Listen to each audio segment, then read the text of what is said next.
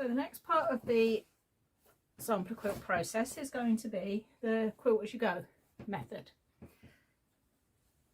So what we've got so far is that you're going to have 3 quilted sections, and I've got a different quilt here to show you the process because that's further along in the process. But the first thing you need to do is we are going to join our pieces here. So when you're using Quilt as you go, it's really important, I've said it before, that you don't actually quilt all the way to the edge. You need to leave a gap about ½ an inch if you can. I will show you what to do if you have quilted all the way to the edge, because when you're machine quilting sometimes it's a bit harder. So this one is quilted to the edge, so I will show you how that works. And as you can see, the batting on here has kind of shifted a little bit as I've quilted, but what I am going to do is cut away, because this is going to be the bit that is going to join to the next part. So the first thing I'm going to do is cut away, and I'm cutting the batting to the size of my actual quilt top. Now this purple fabric that I used, I will never use for sashing again, because lovely as it is, it's an oak shot, which means it frays like absolute mad. So it certainly wasn't the easiest fabric for English paper piecing, that's for sure, despite its gorgeousness. If you're planning on something that's going to sit around, look, can you see? If you're planning on something that's going to sit around for a while, then it's definitely not the one for the job, but it's brilliant for all sorts of other jobs. So let's get all of that off. So I've now got that trimmed up to the edge. So what I'm now going to do is pin back, and as I say, you might have quilted up to here, it depends. So say you've just quilted ½ an inch, I'm going to pin this out of the way, and I'm just pinning my sashing out of the way here, not the batting, because the next part of the process, I want to trim away ½ inch of this batting along here, because when I butt it up, I don't want 2 layers of batting or wadding on top of each other, because it's going to make that junction quite lumpy. So I am not, you'll notice I have not gone near this with a rotary cutter. I am not, absolutely not going to use a rotary cutter for either of these processes. I am just going to eyeball it and use the scissors. And if it's very slightly uneven, it's not going to make a whole hill of beans in the actual process. But I think if you were to go at it, number one, when you use a rotary cutter on wadding, it does make a bit of a mess of your board, doesn't it? It tends to stick and then needs a good scrub and a clean. It's quite difficult to do sitting down, actually. But anyway, so there's just that thin little ½ inch strip taken away, which means that there's now, can you see that going on underneath? So when I come to attaching it to the next part, which I will have done the same thing on, then the ½ inch is stitched to the other ½ inch, and they will butt up, okay, so that you don't get that double whammy going on. Now if you have quilted, let's take those pins out for a sec and I'll show you the other one, because as I say, with all of this Quilt as you go, there are different ways of putting it together, there are different shapes to put it together, but there's always a way of doing it, and sometimes you just need to think about the process that you're doing as to what is going to be easier. So this one was a mystery quilt that was done in rows. So we did a row at a time, and then each row was quilted. And I've got a sashing in between the rows as well, which is where I've joined in exactly that process I have just shown you. So where I've trimmed it away. So I want to show you the bottom edge. Now these ones I trimmed away the 1/4 inch either side. So when you feel here, there is no overlap. Now because of the nature of this block, and because I had a few people who, when they were doing this quilt, were machine quilting it and got a bit carried away and then quilted it all the way up to the edge. So to show you what to do with that process, here I have trimmed both the back, the wadding and the top all exactly the same. Okay, I'm then going to add a border, and the border I'm going to add in the same way as I would normally add sashings or borders, where I'm going to top and tail. So I'm going to do one along the bottom, one along the top, and then one each side going all the way across. And I may well put in, very often when I do that, I will put a cornerstone, a square in the sort of bottom corner, so that this will come up to here, there'll be a square and then another border, so that it wouldn't necessarily go cream onto cream. I might have one of these colours or something like that. So this is an experimental border. It might not be this one.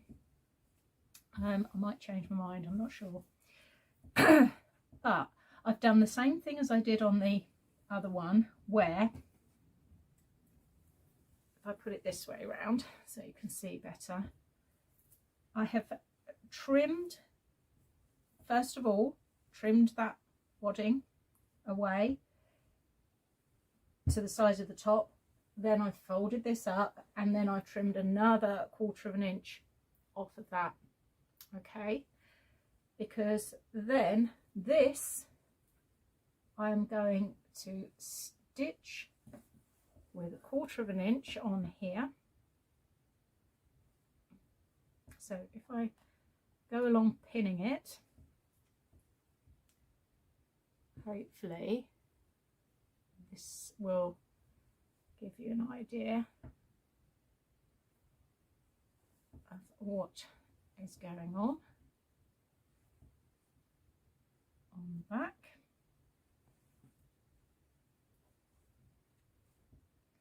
So I would be stitching this, and I'm stitching through all 3 layers there, plus that 1/4 inch edge of my border that I'm stitching on. But when that's folded down, that batting doesn't go onto that bit there. Okay, if as you're doing this you think, oh, no, the wadding is a little bit too thick, because wadding moves, doesn't it? And actually this is a case in point of, look, Franken batting, I've literally joined 2 pieces of wadding to get it to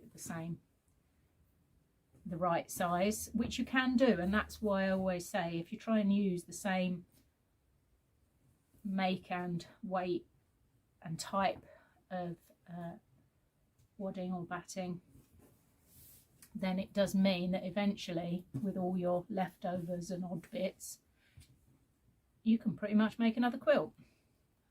You know, it is patchwork. That's kind of, I think people sometimes think, oh, I can't put a join in sashing, or I can't put a join here, and you think, but that's what it is. We are stitching bits of material together. Ignore this end bit, because I have a feeling I did this I grabbed this in a class when I didn't have anything else to demonstrate setting up a machine for free motion. So I need to unpick that. I've put it off because we all know free motion is a nightmare to unpick. So that's what you get on that side. And this bit, as you can see, it's a good 1.75 inch overhang, because What then happens is if I do this and lay it down. Now, I was quite wily with the backing on this one. As you can see, it's a really, really busy ditzy print. Okay, and the beauty of that is that there are lots of joins on here for the quilt as you go, as we did each section, but you have to look really closely to see. In fact, there's a bit, yeah, look, this bit I haven't quite finished the joining. So if I take those pins out, this is what you get. Okay, so this has been stitched, it butts up against that slightly narrower batting on the other piece, and then you can just fold that excess over, pin it in place, and then you just do a nice tiny neat little bit of slip stitch to join that up. So put another pin in there, and as I say, with something this fussy in its pattern, once that's actually stitched, and here's the bit that's stitched, it's really difficult to tell where those joins actually are. So if you want a backing that is a semblance of a whole backing, then that's the kind of thing to go for. If you pick a plain colour or something like that, it's going to be far more obvious. Certainly on this one here, for example, it's far more obvious where the joins are. But what I've done here is I've actually chopped and changed, rather than doing a strip and a strip and a strip, I've actually chopped and changed it and done 2 strips together, so that the back of this has a lot more interest to it. So the back looks like a pieced quilt. So I've got different sizes of fabric, but as I say, you can still, I mean, my sewing is pretty neat, but even so, you can still see the joins. But I'm not worried about that. Some people might be, but I was working out of scraps for that backing. This I had a lot more to play with. So that is actually going to be the way this happens, that gets stitched down, this gets folded over and stitched, so it all looks fairly seamless. If you're doing a border, what is quite nice, because sometimes when you're dealing with backings particularly, the width of the fabric comes into play. So most quilting fabrics are 44-45 inches wide across the width, and if you're doing quite a big quilt, that won't be enough. So what you can do is actually do almost like the center of the quilt, and then do much deeper borders, which you could then do in a separate fabric, so that as I go round, all of these borders I could have done in a different color, so that the border on the back of the quilt actually stands out as well. So you have a quilt on the back and a quilt on the front. But you do need to do that hand stitching. You can't get away with no hand stitching on this, because if you were to sew that on the machine, you're going to get a line of stitching, and you've got no idea where that line of stitching is going to be as it comes over onto the front of your quilt. Once you've done all of that, we can then look at the binding. I've done a video on binding a quilt and doing a scrappy binding, which would be quite nice for any of these quilts that we've been doing the samplers, where you've got, I always think it's quite nice to make use of all the leftover fabrics, because once you've finished with a quilt, it's rare that you want to return to those fabrics. You're normally sick to death of them. So try and use up as much as you can, and putting together a scrappy border is actually quite a nice way of doing it. Or if you've got enough fabric hanging over, like this one probably would do, is you can just do the back and bind, where I could just bring it on to just do a nice tiny little border there. Okay, so I think I'm hoping that that's kind of shown you how to get the pieces together.